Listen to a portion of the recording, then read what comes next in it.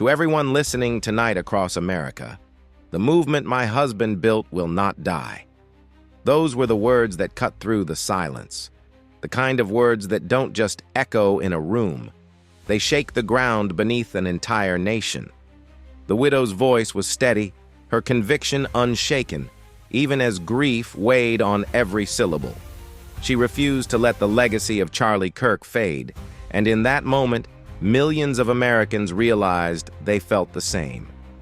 Whatever happened on September 10th wasn't going to be forgotten. It couldn't be. The shock was too deep, the wound too raw. The country hadn't seen anything like it in years. The brutal end of Charlie Kirk's life hit like a thunderclap. Across small towns and sprawling cities, support poured in. Families who had never met him held vigils. Strangers lined up online to send their condolences. The sheer volume of compassion was overwhelming, stretching far beyond borders. In Europe, Asia, and even corners of the world where American politics rarely reached, people were paying attention. There was something about the sheer violence of it, something about the fact that it happened so publicly, that made the grief universal. But in the middle of mourning, another story was unfolding. A story that had nothing to do with compassion and everything to do with cynicism. While countless Americans lit candles, prayed, or reached out to the Kirk family, certain celebrities saw an opportunity, not for healing, but for outrage. Instead of empathy, they offered mockery. Instead of comfort, they twisted the narrative for their own agendas. What began as a national tragedy was about to turn into a cultural flashpoint. The names weren't unknowns. They were the faces you'd expect to see at a movie premiere, the voices you'd expect behind best-selling books.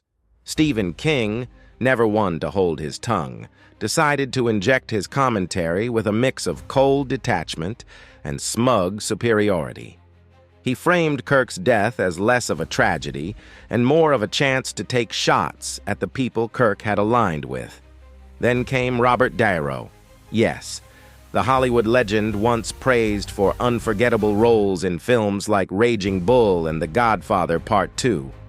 Instead of silence, instead of sympathy, De Niro went straight for the jugular, dragging Donald Trump into the conversation and declaring that the former president's policies had somehow paved the way for the killing. The reaction was immediate and brutal. Outrage erupted online. Fans who had grown up idolizing De Niro's mob boss characters and gritty anti-heroes were left stunned.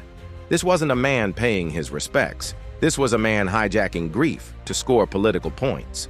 Social media caught fire with hashtags calling for boycotts, open letters demanding accountability, and countless posts from people who simply couldn't believe that someone with such a storied career would sink this low. And yet, it wasn't the first time. De Niro's history of political outbursts had been simmering for years. People remembered the wild moment before the 2024 election when he stood on stage in front of cameras broadcasting live and unleashed a torrent of curses aimed directly at the American public. Many marked that as the exact moment his career began to unravel. What had once been seen as the fearless bluntness of a Hollywood legend quickly turned into the bitter rants of someone who no longer cared about the damage he left in his wake. Still, no one could have predicted what came next. In the days after Kirk's assassination, as the widow spoke, as crowds gathered, and as politicians issued statements of condolence, De Niro was preparing to take on one of the most ambitious projects of his career. Apple Studios had placed him at the center of a sweeping mob epic, an aging crime figure re-emerging after decades in hiding, seeking vengeance after his son's death. It was exactly the kind of role that could have cemented De Niro's legacy all over again, a chance to remind the world why he had once been untouchable in Hollywood. But then came his rant. Instead of honoring Kirk, instead of taking the moment to express even the smallest shred of compassion, De Niro doubled down on his politics. He turned the spotlight directly on Trump, throwing accusations, pointing fingers, and stirring controversy when the country was still raw. It was the final straw. Apple Studios didn't hesitate. Within days, the studio cut him loose. Not only was Dyro dropped from the project, the film itself was killed off entirely. No recast, no rewrite, no attempt to salvage what could have been a major hit.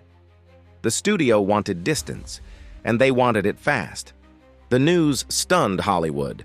Apple had spent months developing the film, preparing for a release that would have landed in early 2027. The decision to scrap everything spoke volumes.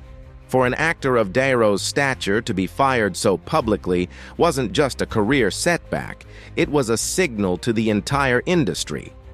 If someone once considered one of the greatest actors of all time could be tossed aside so quickly, then no one was safe when their politics overshadowed their art.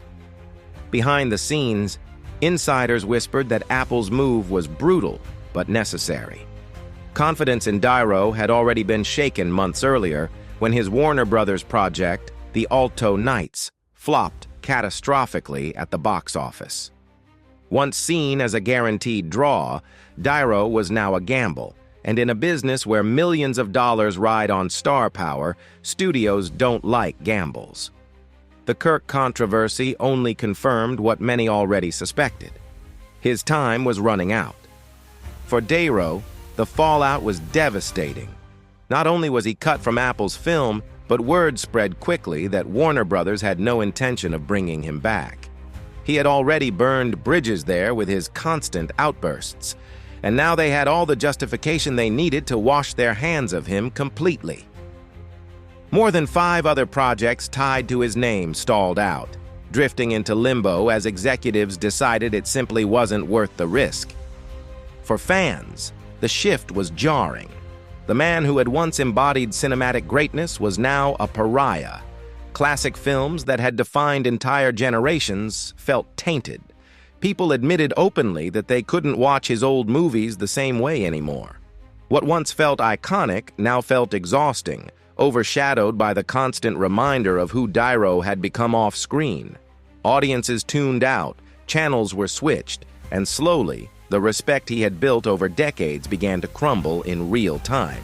The unraveling didn't stop with him. Stephen King, who had dipped his toe into the controversy with his own commentary, also found himself the target of backlash. His words, though not as explosive as Dyro's, were enough to keep his name in the storm.